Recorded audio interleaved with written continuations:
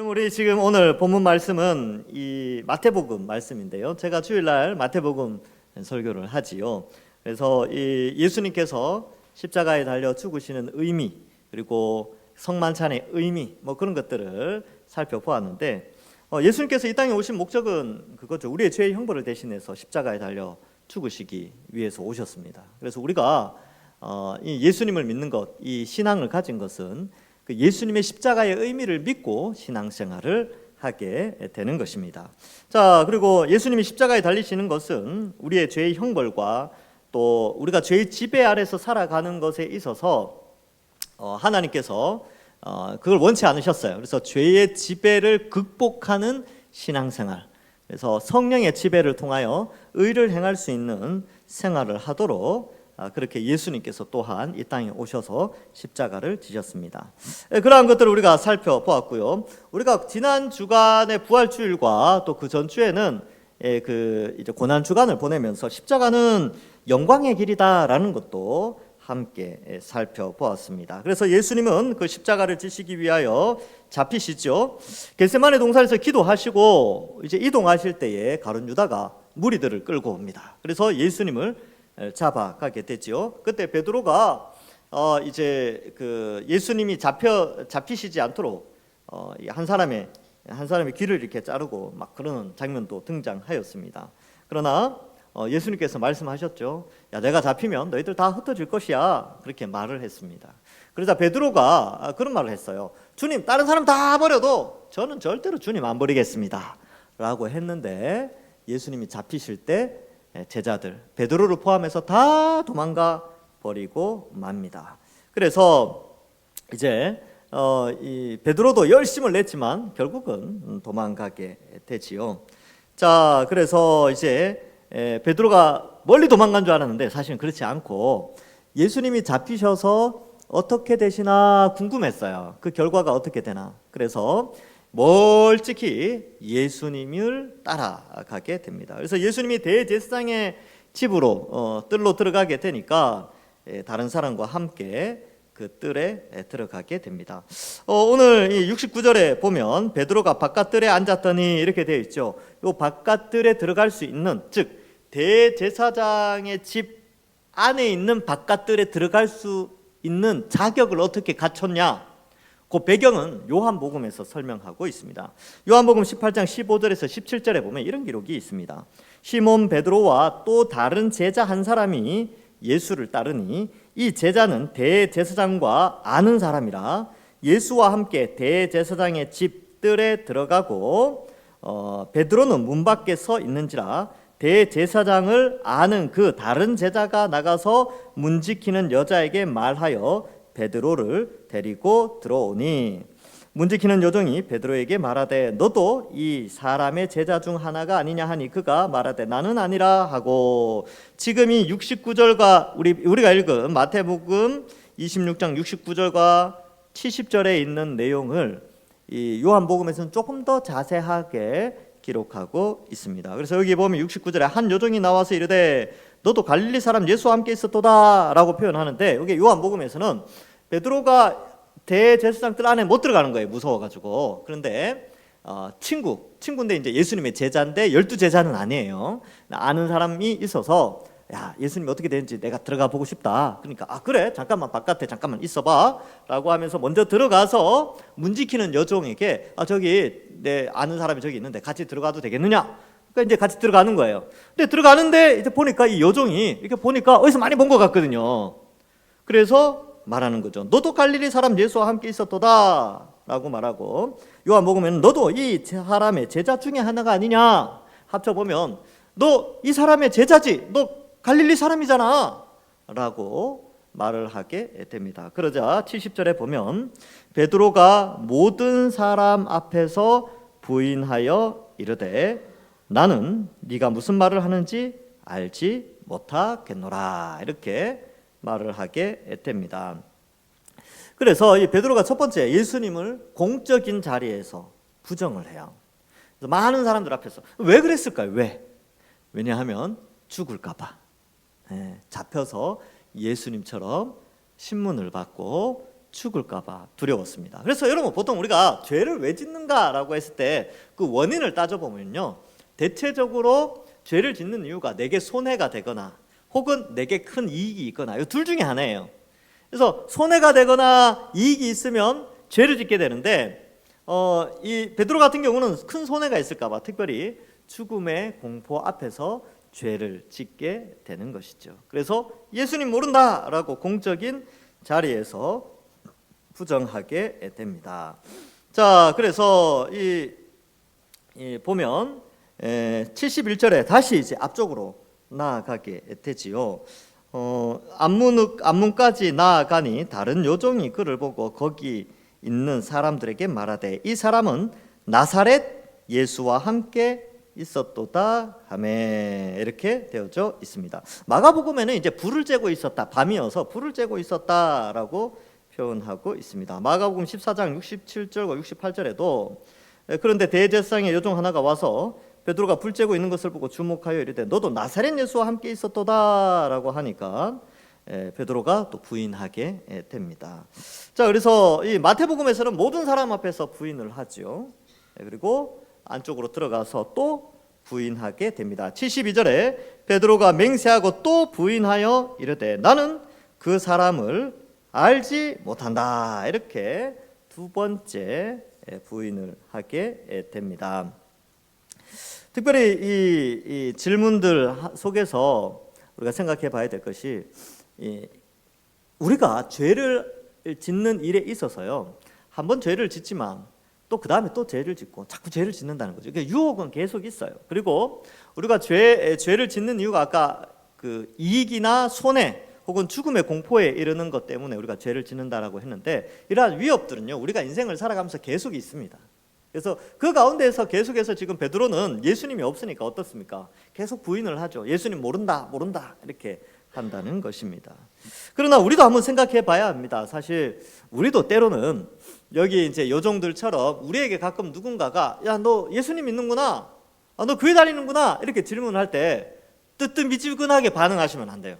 나 예수님 믿어, 나 이제 예수님 믿는 사람이야, 나 교회 다니는 사람이야, 이렇게 자신을 고백할 수 있어야 합니다. 이게 바로 시인하는 것입니다. 그러니까 시인과 부인은 사실은 개인적인 시인과 개인적인 부인이 아니라 다 공적인 시인이에요. 인정한다는 것이죠. 그래서 오늘 학습과 세례를 받는 여러분들도 마찬가지입니다. 오늘 제가 이제 좀 이따가 또 문답을 하게 되는데, 이 공적인 자리에서 시인하는 거예요. 예수님 믿습니다, 이런 고백을 하는 것이거든요. 근데 베드로는 공적인 자리, 많은 사람들 앞에서 나 예수님 안 믿어요, 나 예수님 몰라요, 이렇게 말을 하게 되는데, 여러분, 우리가 이제는 세상에 나가서 세상 사람들이 우리가 예수님 믿는지를 알아야 됩니다. 예수님 믿는 사람이라는 걸 알아야 되는 것이죠. 왜? 그것이 바로 예수님도 우리를 인정하고 시인하는 것이죠. 그래서 많은 사람 앞에서 예수님 시인하면 예수님도 많은 천군 천사 그리고 많은 믿음의 선배들 앞에서 그 사람을 인정하고, 많은 사람들 앞에서 우리가 예수님 부인하면 예수님도 많은 사람 앞에서 그 사람을 모른다 하신다고 말씀하셨어요. 그래서 이 베드로가 예수님을 부인하게 됩니다. 시인이 아니라 부인을 하게 되지요. 자, 그리고 계속해서 보면 조금 후에 73절에 곁에 섰던 사람이 나와서 베드로에게 이르되 너도 진실로 그 도당이라 네 말소리가 너를 표명한다 하거늘, 이렇게 말하고 있습니다. 이 세 번째 질문한 사람은요, 요한복음에서는 조금 다 독특하게 상세하게 표현하고 있습니다. 요한복음 18장 26절에 보면 이런 내용이 나옵니다. 이 세 번째 질문한 사람인데요, 대제사장의 종 하나는 베드로에게 귀를 잘린 사람의 친척이라 이르되 네가 그 사람과 함께 동산에 있는 것을 내가 보지 아니하였느냐. 그러자 베드로가 세 번째 부인을 하게 됐죠. 그러니까 이 세 번째 질문한 사람은 베드로를 아주 상세히 알았어요. 왜냐하면 이 사람은 예수님을 잡으러 갔던 그 겟세마네 동산에 함께 있었습니다. 그런데 그 사람은 베드로가 귀를 자른 사람 말고라는 사람이죠. 이 말고의 친척이었어요. 그러니까 얼마나 더 잘 알겠습니까? 자기 친척이 귀가 잘렸어요. 그러니까 그 귀 자른 사람이 누구냐면 베드로거든요. 그러니까 베드로가 지금 이제 안쪽까지 쭉 들어왔는데 불을 쬐면서 네, 너 봤어? 너 겟세마네 동산에 그 동산에 있을 때 내 친척 귀 자를 때 너 옆에 있었잖아. 내가 너 알아. 너 말투가 갈릴리 지역 말투니까 내가 다 안다니까. 너 그 사람 맞지? 이렇게 이야기를 하는 것이죠. 그런데 마태복음 26장 74절에는 베드로가 이렇게 말하죠. 그가 저주하며 맹세하여 이르되 나는 그 사람을 알지 못하노라 하니 곧 닭이 울더라. 이 저주하고 맹세한다는 것은 이 신의 이름으로 하는 거예요. 유대인들에게 맹세와 저주는 하나님의 이름으로 하는 겁니다. 그러니까 베드로가 어떻게 거부를 했냐면 나 하나님의 이름 걸고 나 예수 모른다 이렇게까지 했다는 거예요. 엄청난 죄지요. 하나님의 이름을 망령되이 일컫는 그런 죄를 짓게 됩니다. 그리고 하나님 앞에서 거짓 증언을 하게 되지요. 근데 닭이 세 번 이제 닭이 울게 되고 베드로는 세 번 예수님을 모른다고 부인하게 됩니다. 근데 여러분 이 장면을 볼 때에 재밌는 조금 이제 문학적으로 좀 볼 수 있는 것이 68절에 보면요.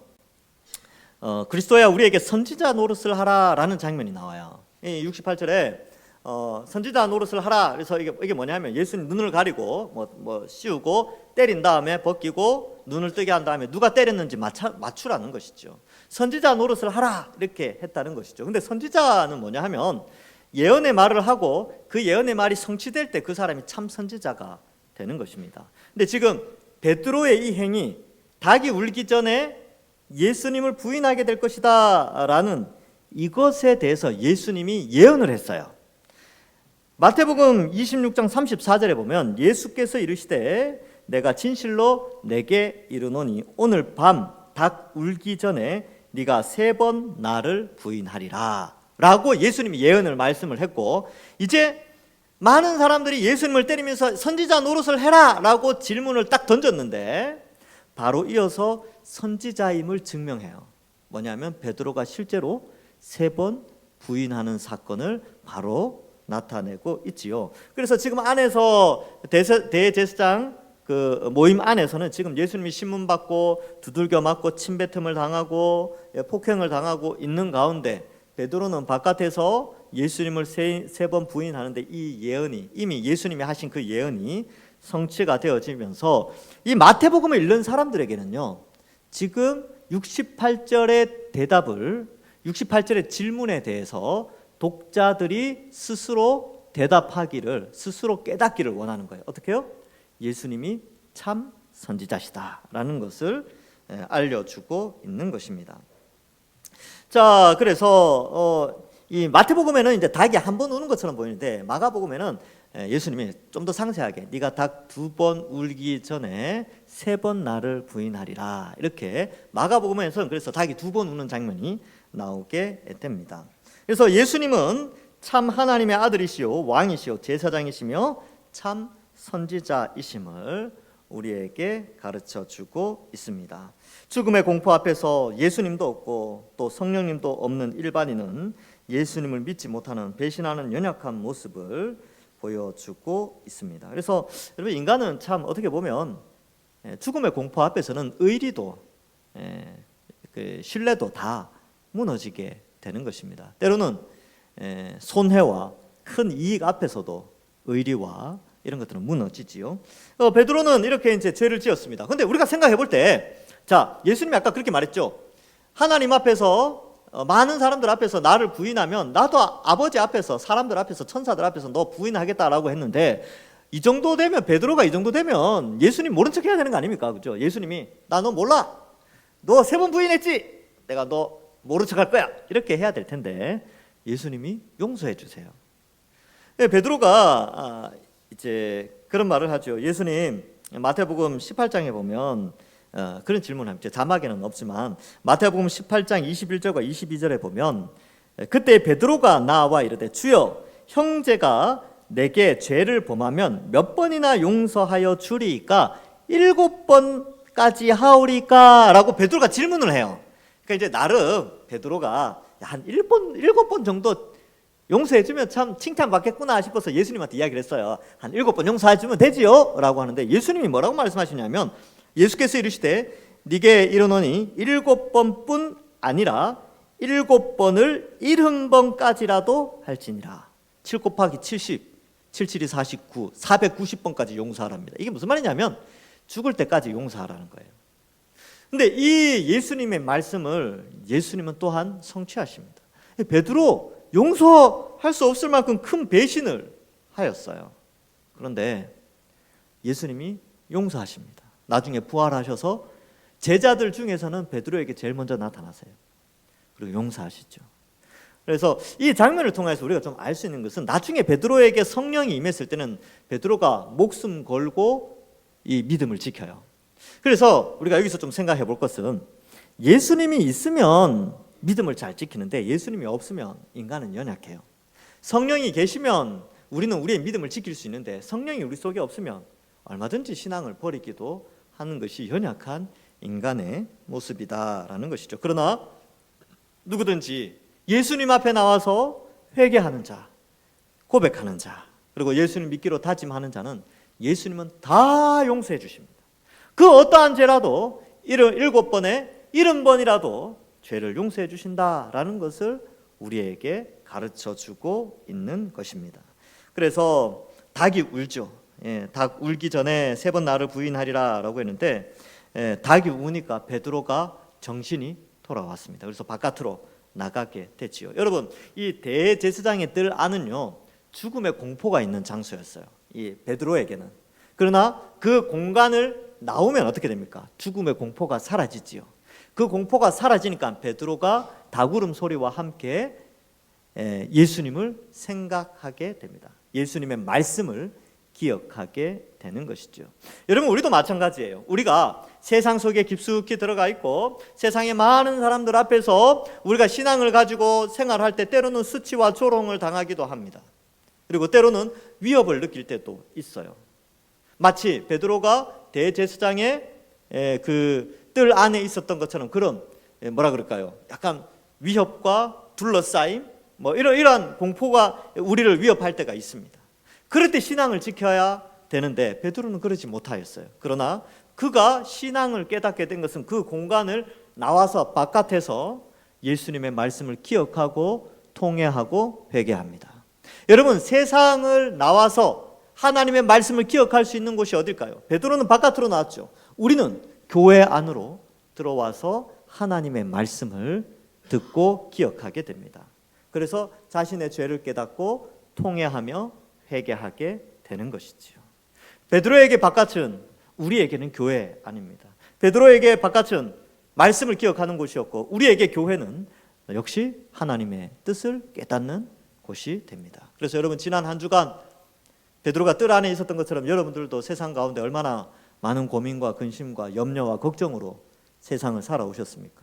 오늘 교회 오셔서 하나님의 말씀을 기억하면서 하나님은 우리를 다 용서하시고 또 우리의 앞길도 책임져 주시고 우리의 미래도 책임져 주신다는 것을 알고 하나님을 믿지 못했던 그런 모습들 회개하시고 또 앞으로 하나님께서 우리의 앞길을 지켜주신다라는 믿음 가지고 또 살아가시기를 바랍니다. 나중에 성령이 베드로 속에 임하였을 때 베드로는 더 이상 죽음이 그에게 위협이 되지 못하였습니다. 믿음을 잘 지켜갔던 것이지요.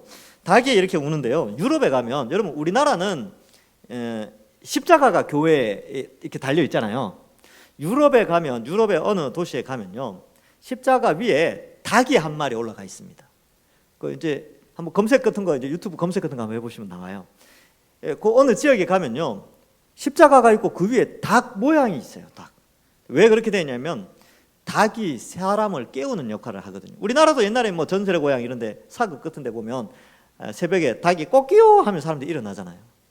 닭이 사람을 깨우는 역할을 하기 때문에 상징적으로 십자가와 닭 모양을 그렇게 교회 위에 개혁주의 교회들이 그렇게 했습니다. 오늘날 우리에게 닭과 같은 역할을 하는 것, 또 바깥의 역할을 하는 것은 교회고 하나님의 말씀이지요. 베드로의 배반에 관한 예수님의 예언이 정확하게 성취가 되어서 예수님은 참 선지자로 증명되어지는 그 순간 예수님은 거짓 선지자라고 오해받아서 지금 이 뜰 안에서 폭행을 당하고 있습니다. 참 이 아이러니한 장면이지요.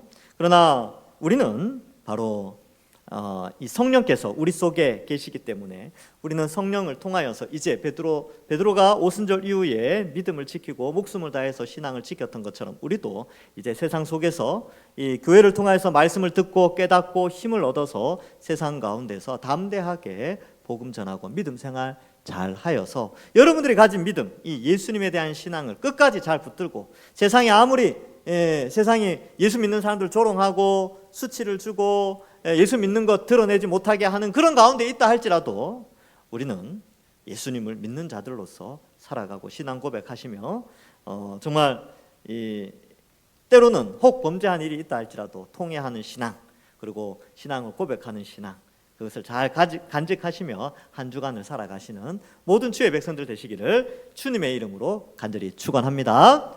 기도하겠습니다. 하나님 아버지, 은혜를 감사합니다. 우리도 때로는 베드로처럼 참 연약할 때가 있습니다. 우리에게 큰 이익이 있든지 큰 손해가 있든지 죽음의 위협 앞에서 예수님 믿는 것을 숨기고 또 부인하며 살지는 않았습니까? 오늘 말씀을 통하여서 말씀의 소리에 귀를 기울이며 우리 자신이 그러한 모습을 지난주에 보였다면 주님, 오늘 이 시간 우리의 죄를 다 용서하시고 성령께서 우리 심령을 주장하여 주셔서 이번 한 주간은 성령의 인도함을 받아 참된 그리스도인답게 믿음을 지키며 세상 가운데 공부하는 가운데에 또 여러 사람들 만나는 가운데 신앙인으로서의 삶을 살아가는 저희들 다 되게 하여 주시옵소서. 그러한 가운데 하나님 앞에서 이 말씀의 소리에 귀를 기울이며 믿음이 더욱더 견고해지는 우리 모든 동산의 가족들 되게 하여 주옵소서. 감사드리옵고 예수님의 이름으로 기도하옵나이다. 아멘.